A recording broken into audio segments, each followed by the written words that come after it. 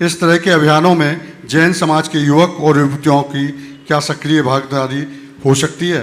इसके अलावा आप ऑपरेशन सिंदूर को किस नज़रिए से देखते हैं?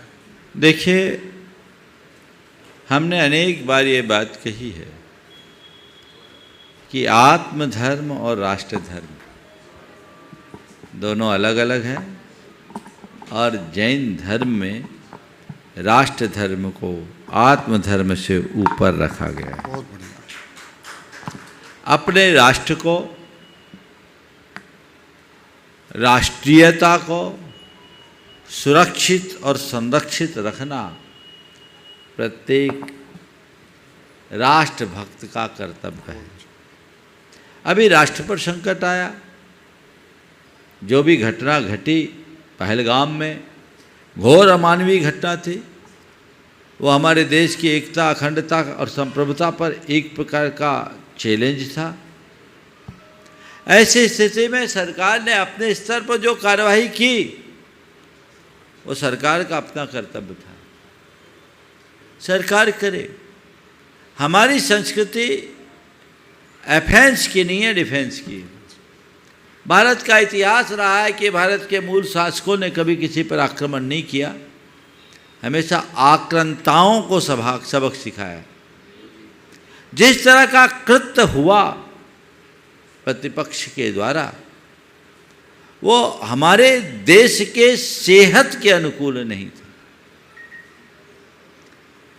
हमारे लिए तो वसुधैव कुटुंबकम की बात है, हम सर्वभूतात्म भावना रखते हैं, लेकिन जिस धरती पर हम जन्म लिए, जी रहे हैं, जहाँ के हवा, पानी और प्रकाश में हम पल रहे हैं, उस देश के प्रति प्रत्येक देशवासी का कर्तव्य है। और देश के सामने किसी भी प्रकार की चुनौती आए, हर व्यक्ति को मिलजुल करके उसका सामना करना चाहिए, एक स्वर में सामना करना चाहिए। सरकार ने जो कदम उठाया वो सरकार का कदम है। मैं साधु हूँ, मेरा साधु धर्म है, तो मैं अपनी साधु धर्म की मर्यादा में रहते हुए इस विषय में अपनी ओर से कुछ नहीं कहूँगा, लेकिन मैं आप लोगों से कहूँगा, देश की एकता और संप्रभुता को अक्षुण्ण बनाए रखने के लिए आपको सरकार का साथ देना चाहिए। बहुत बढ़िया, बहुत। ये आपकी जिम्मेदारी है। और अभी संकट है, अंदर से सबको एक भावना भानी चाहिए कि सबको सद्बुद्धि आए और विश्व में और दो देशों के बीच जो युद्ध के बादल मंडरा रहे हैं वो छट जाए। हम युद्ध को शांति में परिवर्तित करें। हमारे विश्व में अनेक युद्ध हुए, आज तक युद्ध से कोई हल नहीं मिला, अंततः समझौता ही अपनाना पड़ा। अगर ये इस तरह की स्थितियां हैं, उसमें भी कोई रास्ता निकले, ऐसी भावना भाई। सभी लोग अपनी प्रार्थनाओं में ये कहे, हम लोग तो रोज़ शांति पाठ करते, शांति धारा करते, भावना भाई ये भी बीच का टले, शांति और सद्भावना है। लेकिन मैं मानता हूँ कि सब लोग केवल शांति की प्रार्थना करेंगे और सामने वाला अशांति करता रहेगा तो आप कायरों में गिने जाओगे।